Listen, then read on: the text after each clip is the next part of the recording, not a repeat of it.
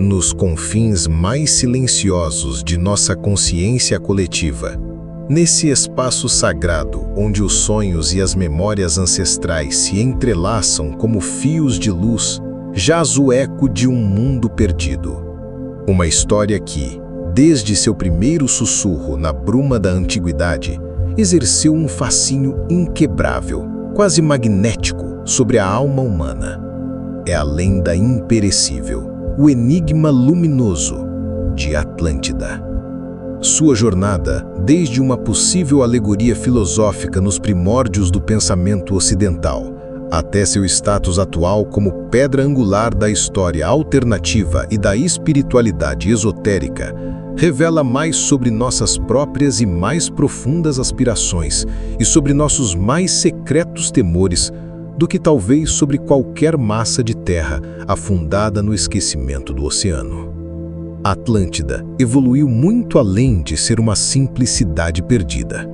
Tornou-se um poderoso símbolo cultural, um arquétipo codificado em nosso DNA espiritual que representa um estado de ser que ansiamos, uma tecnologia que esquecemos e um potencial humano que ainda não realizamos plenamente.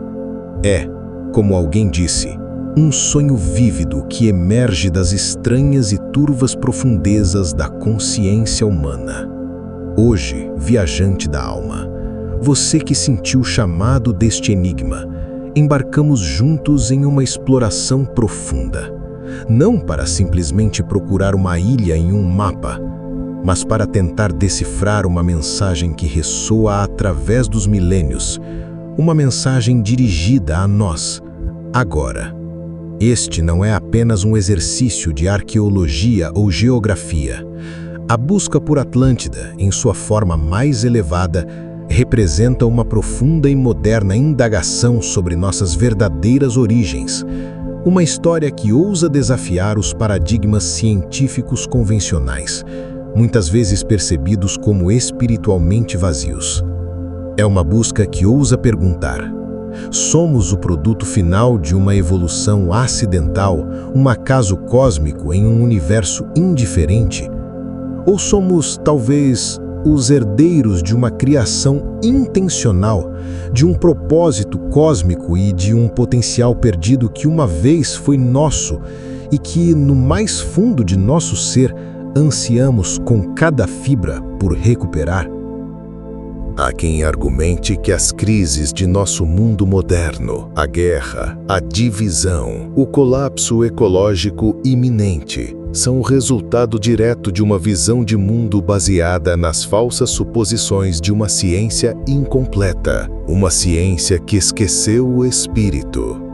Argumentam que a chave para nosso futuro jaz precisamente na sabedoria de nosso passado esquecido. Nesta viagem, exploraremos perspectivas que buscam demonstrar que nossa história é muito mais grandiosa, nossa herança muito mais rica e nossas origens muito mais deliberadas do que comumente nos foi contado.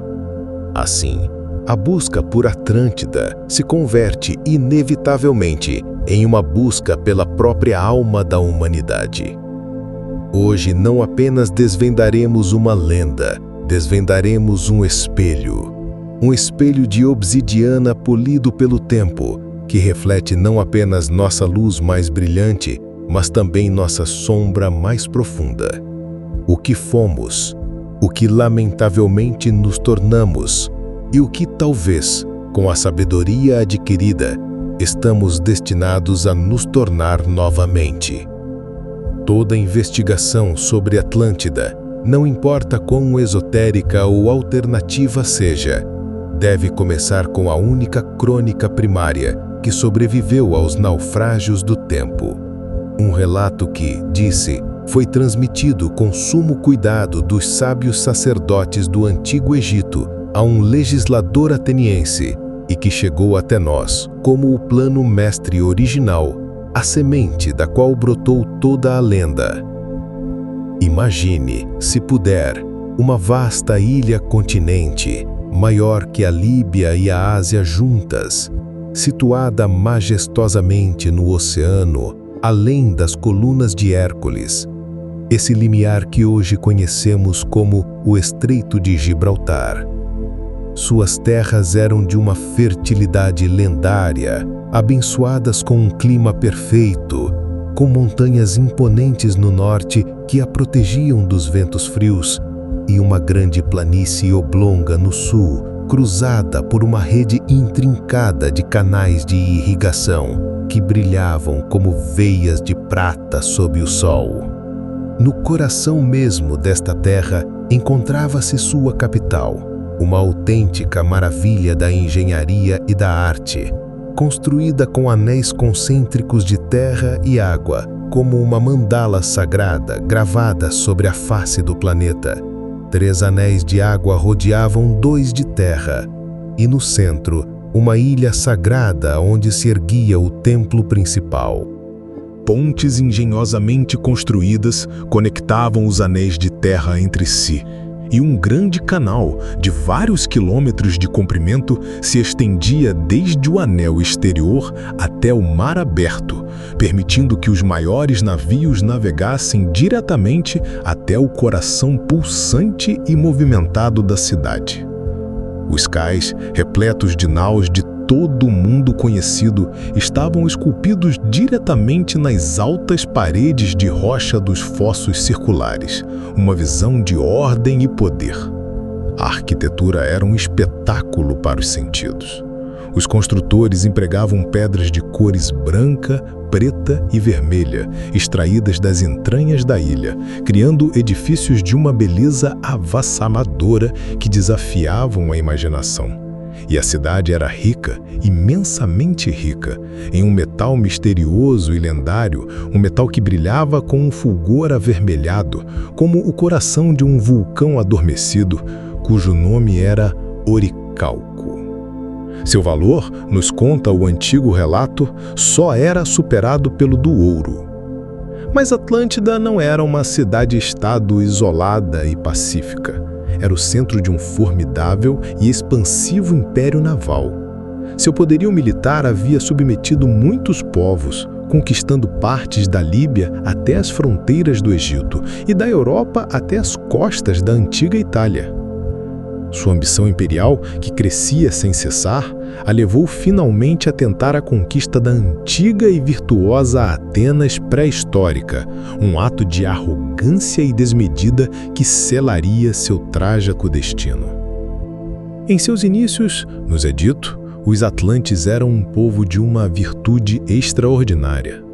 Durante muitas gerações, enquanto a natureza divina que levavam em seu sangue permaneceu pura e sem diluir, foram obedientes às leis do cosmos e mantiveram uma profunda e amorosa conexão com os deuses, de cuja semente, se dizia, provinham.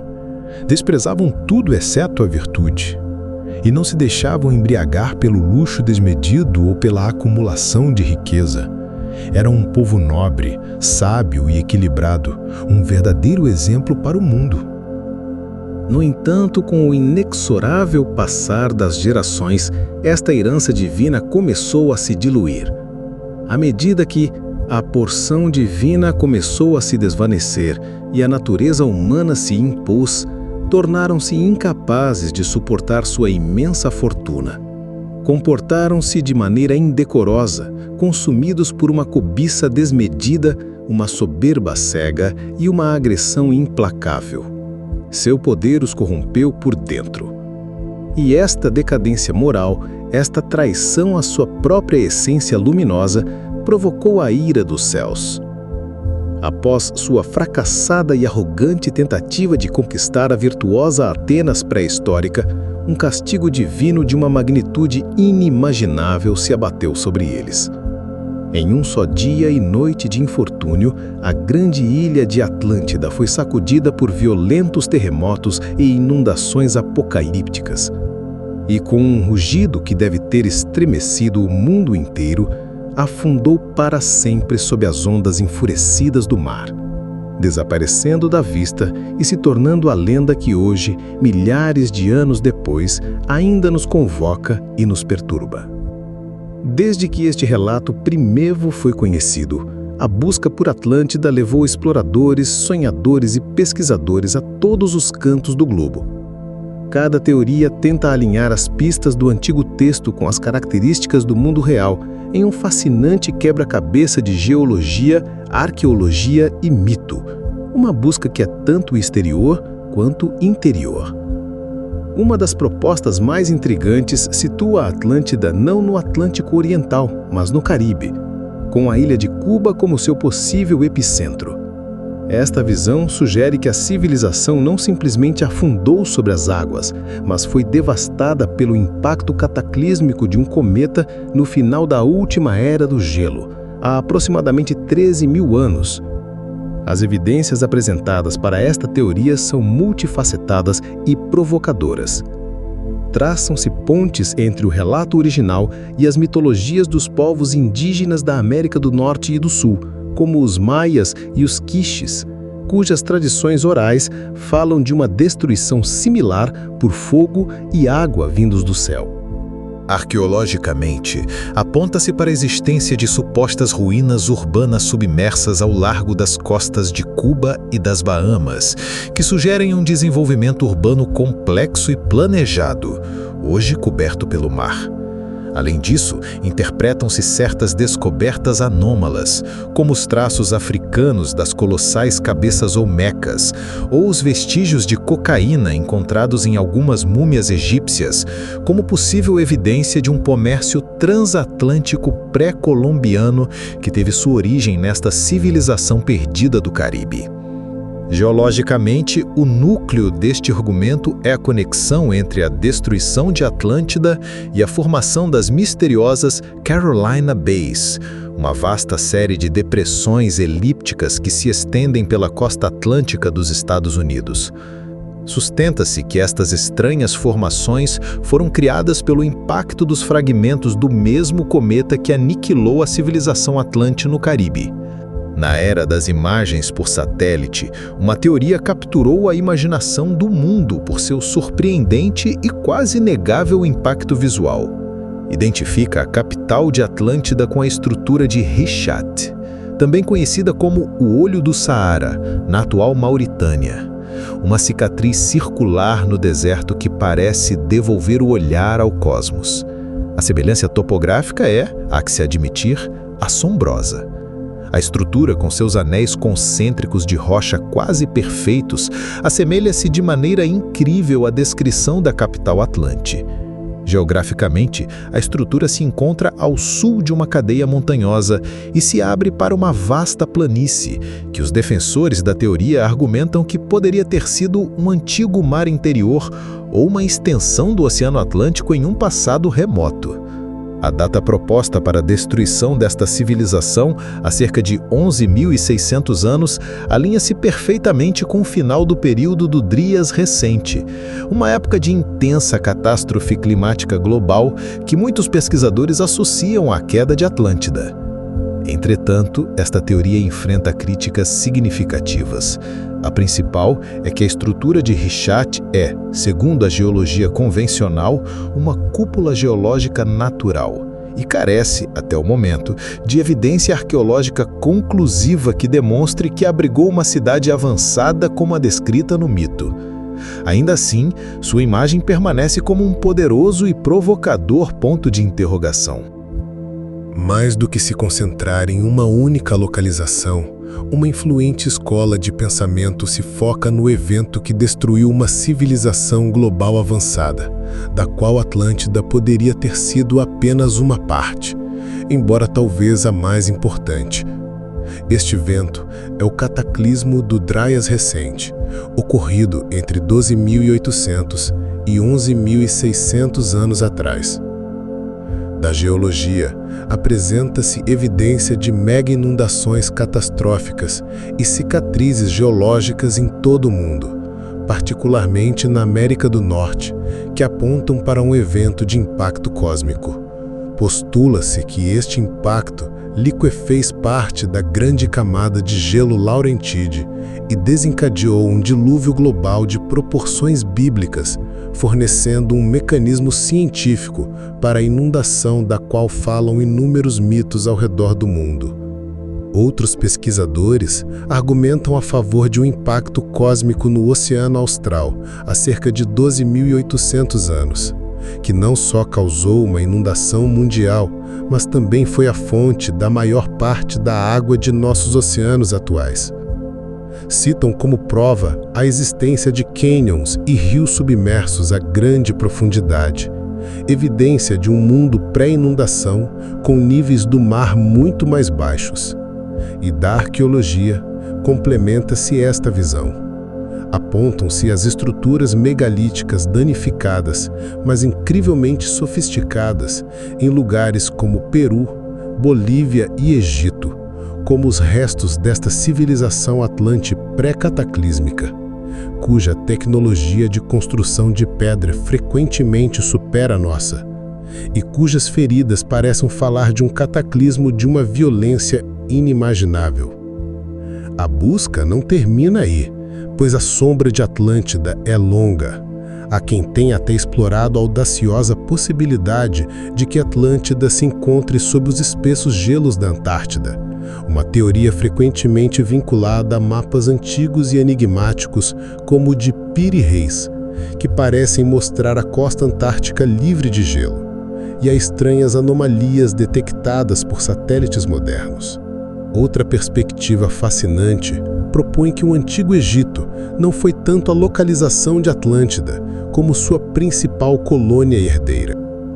Segundo esta visão, os sobreviventes atlantes, portadores de um conhecimento arcano, buscaram refúgio no fértil Vale do Nilo e reconstruíram sua civilização, deixando sua sabedoria codificada na geometria sagrada das pirâmides e em uma rede de energia global projetada para estabilizar o planeta após o grande cataclismo.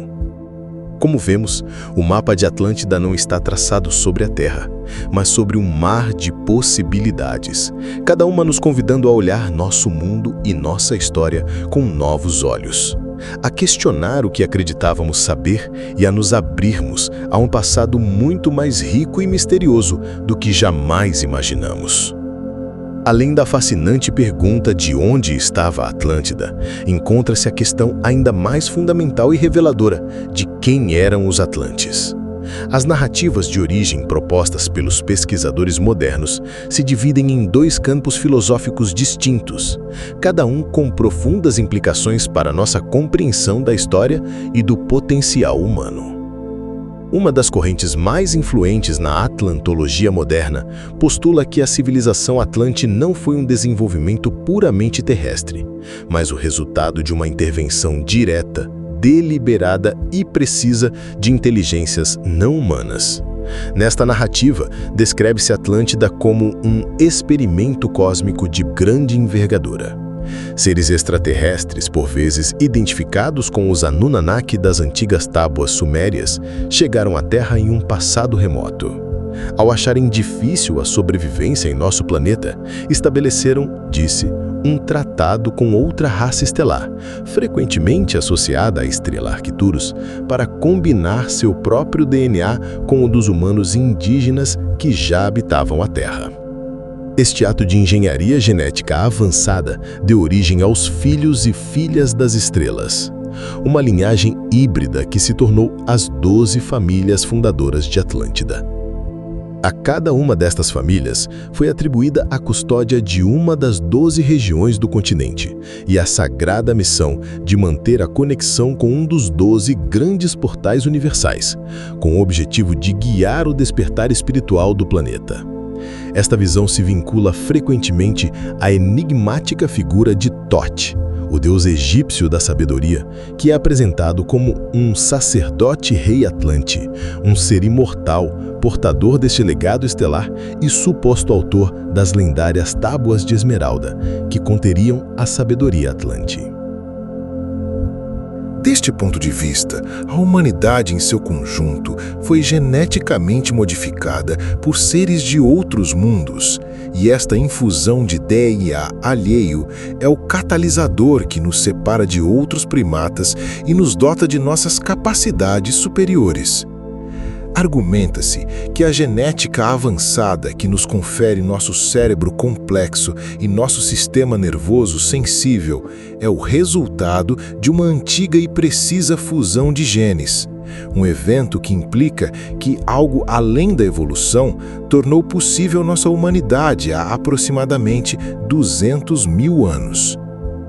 Em oposição direta a este modelo intervencionista, encontra-se a escola de pensamento que vê Atlântida como o pináculo da realização de uma civilização humana indígena, uma cultura que surgiu por seus próprios méritos e alcançou patamares extraordinários de desenvolvimento antes de ser apagada da história por um cataclismo devastador. Os defensores desta visão aportam com insistência para a evidência arqueológica e geológica. A extensa pesquisa sobre os sítios megalíticos do Peru, Bolívia, Egito e outros lugares do mundo os leva a argumentar a existência de uma civilização pré-cataclísmica global com uma tecnologia de construção de pedra superior à nossa. As ruínas danificadas, mas incrivelmente precisas destes lugares, seriam os restos deste povo perdido.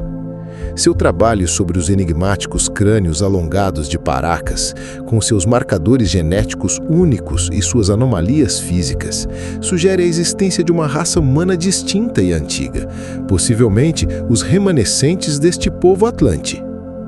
Da geologia, aporta-se uma base científica a esta teoria. A datação da erosão hídrica na Grande Esfinge de Gizé, por exemplo, situa sua construção em um período pré-dinástico, muito mais antigo do que a aceita egiptologia convencional. Um período chuvoso que coincide exatamente com a época que o antigo relato atribuiu à Atlântida. Esta datação, se correta, forneceria uma sólida evidência da existência de uma alta civilização nessa era remota, uma civilização perfeitamente humana, mas cujo legado foi quase completamente apagado pela catástrofe. Estas duas histórias sobre a origem de Atlântida refletem um debate fundamental sobre a natureza e o potencial humano.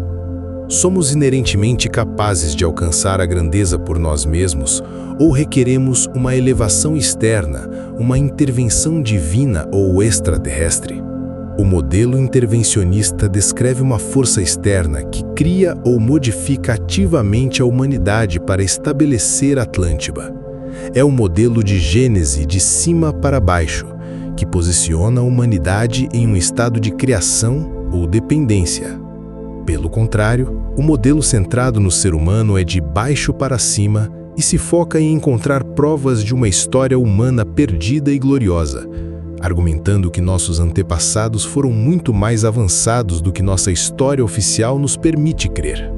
Há inclusive quem tente construir uma ponte entre estas duas visões, apresentando evidência científica de uma possível fusão genética, o que sugeriria uma intervenção, mas focando-se ao mesmo tempo na necessidade de despertar o potencial inato que já reside em cada ser humano. Em última instância, a história da origem de Atlântida é um campo de batalha para ideias contrapostas sobre nossa própria natureza. A escolha de que história acreditar tem profundas implicações sobre como percebemos a soberania, a responsabilidade e o potencial da humanidade na atualidade. Somos filhos das estrelas ou senhores da Terra? Ou, talvez, ambas as coisas ao mesmo tempo? As descrições da tecnologia Atlante, extraídas de visões psíquicas, textos esotéricos e da interpretação de mitos antigos, pintam o quadro de uma civilização que havia dominado as forças fundamentais do universo, empregando métodos que hoje nos pareceriam uma fusão de ciência e magia, de física e consciência. Sua tecnologia não se baseava na força bruta, mas na manipulação sutil da energia, da vibração e da geometria sagrada. A pedra angular da tecnologia Atlante era o uso de cristais para aproveitar, armazenar e transmitir energia em uma escala inimaginável. Imagine no coração de sua capital não um palácio de pedra, mas uma catedral de luz vivente. Um cristal colossal, por vezes chamado de Pedra Tuaui, que pulsava em uníssono com o cosmos. Não era uma gema inerte, mas o coração pulsante de sua civilização. Um acumulador divino que bebia a luz do sol, a carícia da lua e a energia profunda da própria terra, concentrando-as em um ponto focal de poder imensurável. Esta energia de cristal tinha uma gama de aplicações quase ilimitada. Impulsionava seus veículos, que se deslocavam silenciosamente por terra, ar e mar, frequentemente desafiando a gravidade. Permitia a transmissão da voz e de imagens a longas distâncias, de forma análoga à nossa rádio e televisão, mas sem a necessidade de cabos ou satélites. Era utilizada em sofisticadas práticas de rejuvenescimento corporal que prolongavam a vida de maneira significativa e em técnicas de cura que podiam regenerar tecidos e restaurar o equilíbrio do corpo em nível celular e energético. E era fundamental na construção, permitindo a levitação e manipulação de enormes blocos de pedra com uma precisão assombrosa. Era uma cultura totalmente orientada ao cristal, uma civilização de luz. A maestria Atlante se estendia além dos cristais individuais para abranger a manipulação das energias planetárias e dimensionais. Há quem proponha que os antigos, e em particular os atlantes, compreendiam e utilizavam uma rede global de linhas de energia, frequentemente chamadas de linhas-lei. Os grandes sítios megalíticos do mundo, como Stonehenge, as pirâmides de Gizé ou os templos dos Andes, não estariam localizados ao acaso, mas foram construídos deliberadamente em nós-chave desta rede para aproveitar, modular e estabilizar as energias da Terra. Ainda mais além, explora-se o conceito dos portais estelares como a tecnologia Atlante definitiva. Interpreta-se que os famosos anéis concêntricos da capital de Atlântida não eram simplesmente uma estrutura física, mas um símbolo bidimensional de um vórtice tridimensional, um buraco de minhoca, uma porta para as estrelas. Postula-se que os atlantes possuíam uma ciência da alma para a ascensão e a viagem interdimensional, possivelmente utilizando dispositivos similares a aceleradores de partículas para abrir estes portais e transformar o corpo humano em um veículo de luz, capaz de viajar entre mundos. Era uma rede de portais, tanto naturais como artificiais, que conectava a Atlântida com outras dimensões e com seus guias cósmicos, uma rede fundamental para sua evolução e seu propósito no planeta. Mas o domínio tecnológico de Atlântida tinha um lado sombrio. Uma sombra que, segundo estas narrativas, finalmente cresceu até engolir sua própria luz, contribuindo para sua trágica queda. Sua maestria sobre as leis da vida os levou pelo perigoso e arrogante caminho da engenharia genética. Algumas fontes falam da criação de coisas ou autômatos similares a androides, seres projetados para realizar o trabalho manual e servir às classes altas, o que finalmente criou profundas divisões éticas e conflitos dentro de sua própria sociedade. O conflito com a civilização de Lemúria, como veremos, foi provocado, em parte, por estes experimentos genéticos com a estirpe humana, o que indica uma profunda e fundamental divisão ética sobre a manipulação da vida mesma, uma linha que não deveria ter sido cruzada. E seu conhecimento da física atômica e subatômica os levou a desenvolver armamento de um poder aterrador. Descreve-se especificamente que Atlântida, em suas últimas e mais decadentes etapas, adquiriu poder nuclear na forma de um orbe, uma tecnologia de uma potência inimaginável que, em sua arrogância, converteram em uma arma. Uma arma que, em última instância, se voltou contra eles e conduziu à sua própria destruição. A história da tecnologia Atlante é, portanto, uma parábola de dois gumes. É a história de um poder quase divino para criar, curar e conectar, mas também de um poder igualmente grande para corromper, dividir e aniquilar. Um lembrete eterno e solene de que o conhecimento sem sabedoria e o poder sem amor são o caminho mais curto para a autodestruição. Reconstruir a vida diária e a estrutura sociopolítica de Atlântida nos leva a um quadro complexo e fascinante. Parece ter sido uma confederação teocrática, governada por uma elite espiritualmente avançada e, segundo algumas versões, geneticamente distinta. O relato original fala de 10 reis, descendentes do deus Poseidon, que governavam 10 regiões. As narrativas modernas falam de 12 famílias, descendentes do experimento genético estelar, que atuavam como guardiões espirituais. Ambas as versões apontam para um governo unificado, mas descentralizado, onde cada região estava sob a tutela de uma linhagem de elite que possuía tanto poder temporal como sabedoria espiritual. A sociedade era claramente hierárquica. No topo se encontravam estas famílias governantes. Abaixo delas, outras raças ou classes de humanos desempenhavam papéis de artesãos, agricultores e trabalhadores. E na base, como mencionamos, estavam esses seres artificiais ou autômatos, criados para o trabalho servil, uma fonte constante de conflito ético e divisão social. O sistema educativo refletia e mantinha essa estrutura. A grande maioria da população recebia uma educação técnica e prática, mas para a elite e aqueles que mostravam uma aptidão excepcional, a educação era muito mais profunda. Além das ciências convencionais, o currículo se focava nas ciências ocultas, as propriedades esotéricas das plantas, dos metais e das pedras e os processos alquímicos de transformação. O objetivo final era o desenvolvimento das faculdades psíquicas do estudante e seu domínio das forças ocultas da natureza, um poder pessoal imenso. Mas o arco narrativo de Atlântida é, em essência, uma história de queda espiritual, uma tragédia grega em escala planetária. Em seus inícios, era um povo virtuoso, obediente às leis cósmicas. Sua espiritualidade se baseava na crença de que todas as divindades eram expressões de uma só consciência universal, o que fomentava um profundo respeito pela natureza e pela interconexão de toda a vida. Entretanto, com o tempo, esta pureza se corrompeu. A porção divina começou a se desvanecer, diz o relato antigo.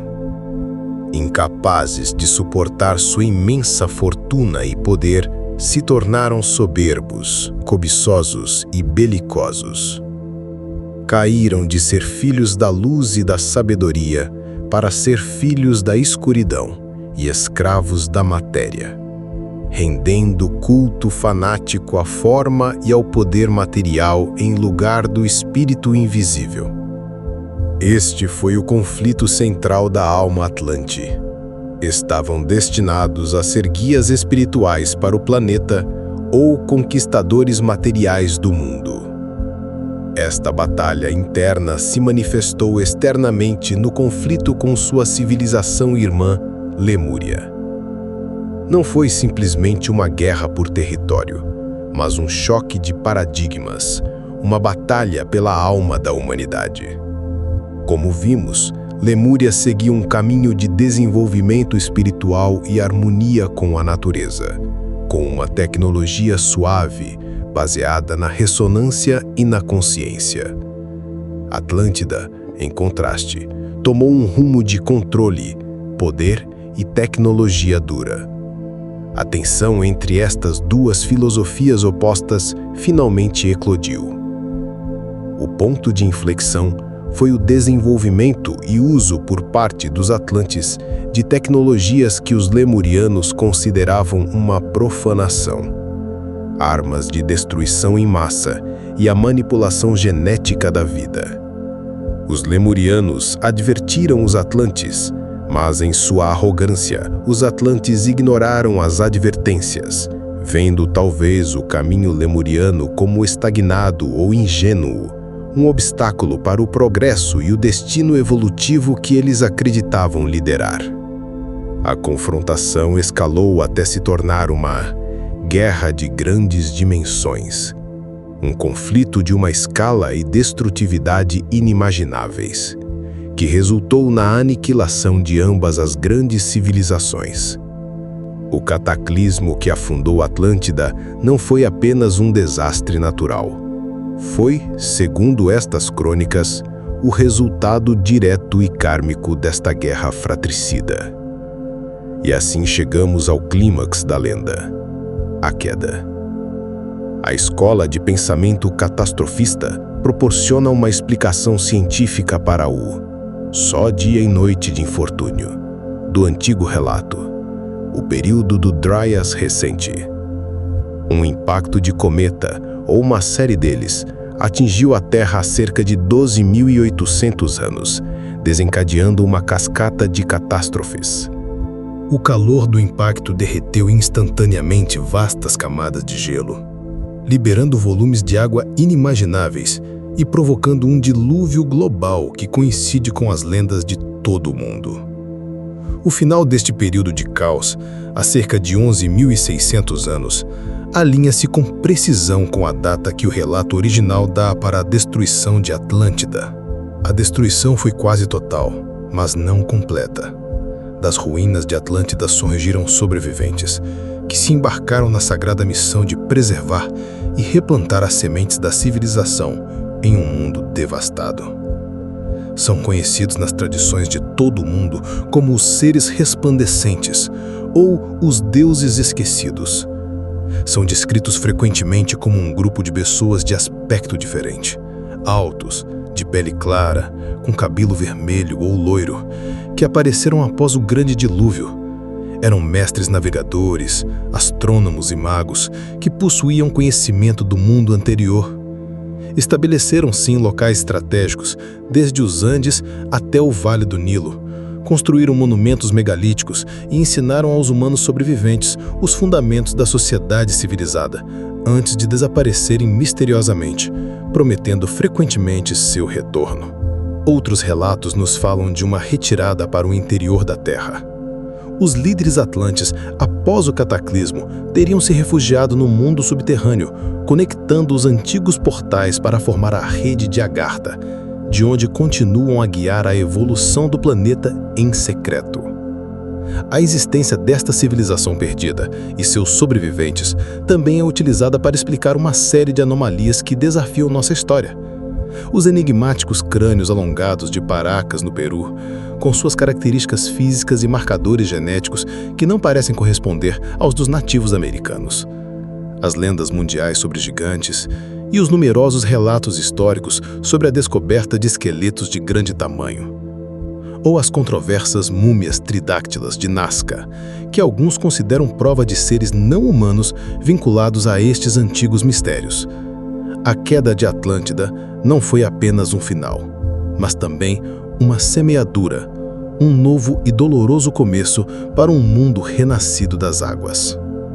Ao sintetizar as diversas perspectivas de quem dedicou sua vida a este enigma, emerge um retrato de Atlântida que é ao mesmo tempo grandioso em sua luz e profundo em sua sombra. Nos é apresentada uma civilização de origem possivelmente estelar, dotada de uma tecnologia que fundia a matéria e a consciência, e de uma espiritualidade que a conectava com o cosmos. Esta civilização alcançou patamares de poder e conhecimento inimagináveis, exemplificados por seu domínio da energia dos cristais, das redes energéticas planetárias e da própria estrutura do espaço-tempo. No entanto, este poder se tornou sua perdição.